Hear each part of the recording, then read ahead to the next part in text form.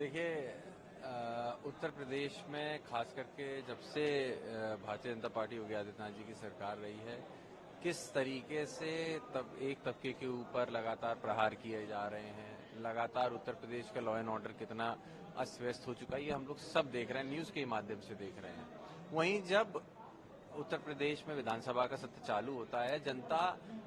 उम्मीद करती है कि सूबे के जो मुखिया हैं वो जनता की बात करेंगे, जनता के हित की बात करेंगे। वहीं जब वो इस तरीके की बात करते हैं, इस तरीके के कटाक्ष करते हैं,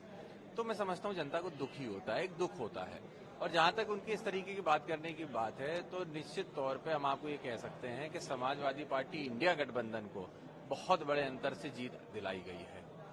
आज जरूरत इस बात की नहीं है कि वो हम लोगों के ऊपर कटाक्ष करें, जरूरत इस बात की है वो खुद इस बात को देखें कि आज उनकी पार्टी के अंदर कितना विरोधाभास पैदा हो रहा है। आपको ऐसा लगता है कि एक जो नंबर है लोकसभा का, उससे कहीं ना कहीं पार्टी के अंदरूनी लड़ाई शुरू हो गई है? देखिए, वो सारी बातें बाहर निकल के आई हैं। आपने देखा बीते दिनों में किस तरीके से उप मुख्यमंत्रियों का जो रवैया है या व्यवहार है या उनके जो स्टेटमेंट्स थे वो जो उन्होंने दिए हैं, वो सीधे तौर पर सरकार पे कहीं ना कहीं विरोधाभास का एक जिसकी चर्चा हम लोग बहुत समय से कर रहे थे, उसको निश्चित मोहर लगाने का काम कर रहे हैं। हमने देखा है कि किस तरीके से उत्तर प्रदेश की राजनीति में जब से समाजवादी पार्टी इतने बड़े अंतर से जीती है,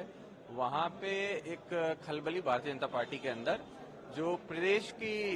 लीडरशिप है उसको लेके बन चुकी है। राहुल गांधी ने ट्वीट कर सुबह ये जानकारी दी कि उनको ये जानकारी मिली है कि ईडी जल्दी एक रेड करने वाली है उनके ऊपर। आपको लगता है कि उनका इशारा मिसयूज ऑफ सेंट्रल एजेंसीज की तरफ? देखिए, मिसयूज ऑफ सेंट्रल एजेंसीज हो और मिसयूज ऑफ इवन लैंग्वेज हो, कितनी जगहों पे हमने देखा, इवन पार्लियामेंट के अंदर हमने नहीं देखा। जितनी एजेंसीज की बात जो आप कर रहे हैं, क्यों नहीं है, हमने देखा किस तरीके से नाटकीय तौर पे अगर कोई व्यक्ति भारतीय जनता पार्टी छोड़ के जाता है, अगले ही दिन उसके घर पे रेड होती है। उसी तरीके से अगर राहुल गांधी जी ये बात कह रहे हैं तो निश्चित ये बात सच हो सकती है। और जहां तक पार्टी की इन लोगों की बात है, तो इन लोगों ने राजनीति जो है वो आज की तारीख में एक भय का माहौल बनाने का प्रयास किया जा रहा है। एक फैसला दिया है और ये कहा है कि जो नीट यूजी का जो पेपर लीक का मामला है वो एक सिस्टमेटिक फेल्योर है और सिर्फ 2 केंद्र हैं उसके, वो है पटना और हजारीबाग। देखिए, जहाँ तक